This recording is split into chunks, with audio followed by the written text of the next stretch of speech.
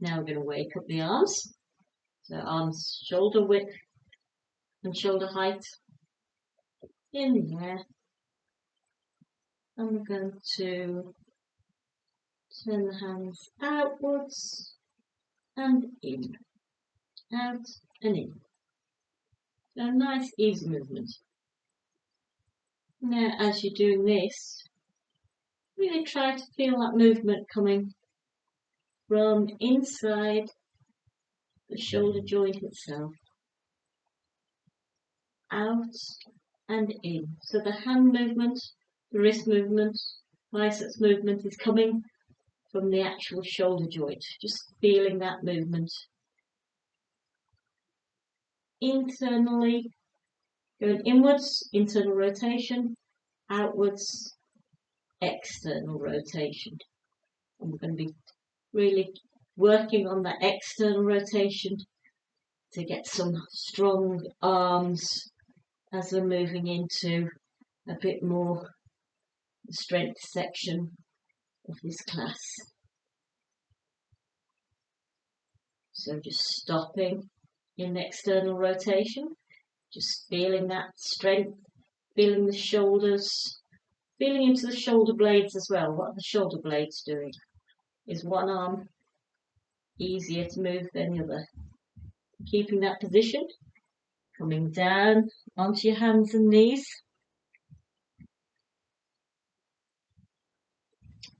And you see the armpit should be just facing forwards as those shoulder blades rotate outwards. You can even bend your elbows and scoop them in to really get that feeling of external rotation. So coming in and up like that. So you're getting really strong. Oh, imagine you're sweeping up all that strength to really make strong arms, really strong pillars of support.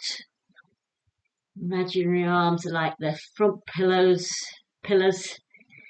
on the porch of a huge grand house. That's what we're wanting. And when you feel that, we're going to get those shoulder blades involved as well. So keeping them nice and strong, you're going to drop down and then push through the ground from those hands. So keeping that external rotation, drop down and push out. And you'll feel your shoulder blades coming together as you drop down, and as you push through the hands into the ground, the shoulder blades are gliding round the rib cage. And this is a rhomboid push-up. Muscles in between the shoulder blades, the rhomboids, and we're getting them working here. So the arms are staying straight, and it's just literally the shoulder blades that are gliding backwards and forwards. And as you're doing that, all the muscles around the shoulder blades, around the scapula, working to create the strength that's going to hold you up in all those moves in yoga. And if this is creating any problems at your wrist, roll up your mat, grab a smaller mat. You can do it on blocks as well, if that helps, or on your fists, and even on your forearms. Just making sure you're keeping that external rotation in your shoulders and feeling those shoulder blades moving down and back. Try to just relax your neck as you do it. And always remember, for your knees, pop a pillow underneath your knees. Just helps to protect your knees a wee bit more if your mat's not doing it. And if your hands are getting a bit tight, you can give them a stretch, curling them up and down, stretching out soft tissue and fascia in your wrists, and either come up and giving it a wee up and down circle, and then coming back, regaining that pillar of support, armpit to power. So you've got nice strong pushing away from the ground, external rotation at the elbows, shoulder blades round and round. And I'm going to go into cat-cow. So curling at the pelvis, lumbar spine, thoracic spine, holding and curling back again. Nice and slow, just feeling the space, segmentally opening up each vertebral space there, and then curling the other way. Nice and slow, just really work into each of those spines, vertebral bodies.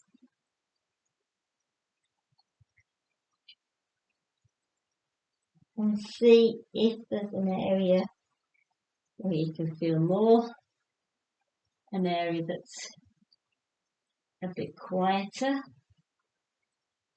often sort of around the middle of the spine. So really sort of take your brain into that area and just open and close. Into cat. Nice strong cat.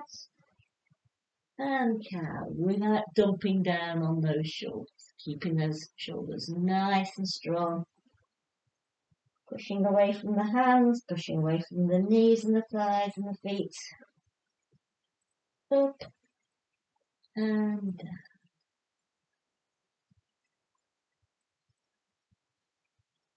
Now the knees slightly apart. We're going to take the bottom back. There you feel comfortable. And stretch out. Nice long stretch. You can pop a block underneath your head and your forehead. That's comfortable. And just tent the hands. Nice long stretch from the hand all the way down to low spine. And then come back up through cat and then through cow into child's pose. Back up again. So we're really doing a nice, slow, deliberate movement. Really feeling that space you're creating in the spine.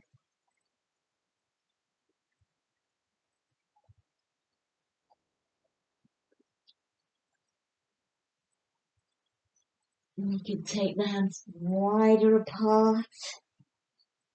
Again, just exploring what feels good for you, whether that's more supportive or taking hands in and out, and back.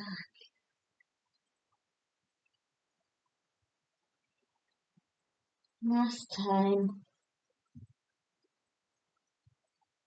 hands down, bringing yourself forward into a strong tabletop there.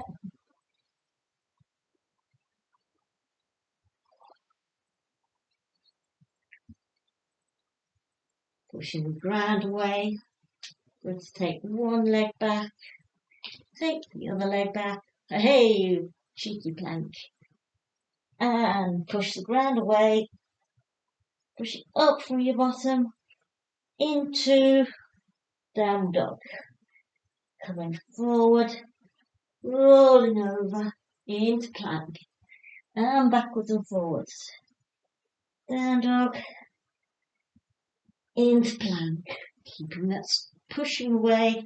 Give the external rotation in the shoulders to get that strength so you're not dumping down. And again, if that's too much, come down onto your forearms, forearm plank, and up, bottom up into the air, stretching out, feeling the length, feeling the strength in your shoulder blades, and shoulders, up, and down,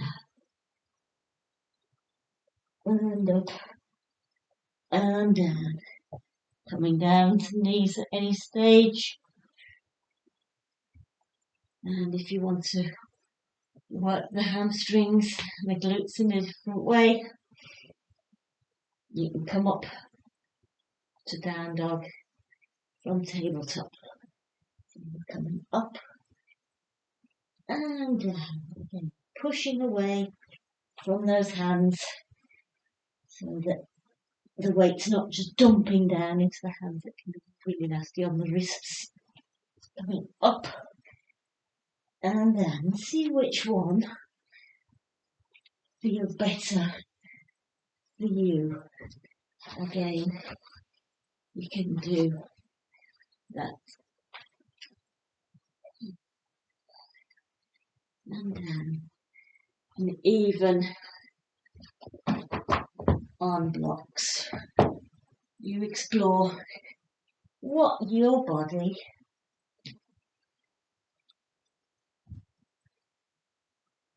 performs better, which is the most efficient position for you and your body type. One more time, up into down dog, hold it there and breathe.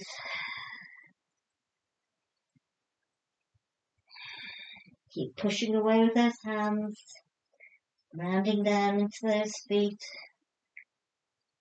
and then slowly coming forward, lowering down, over onto your side, and taking a second to breathe.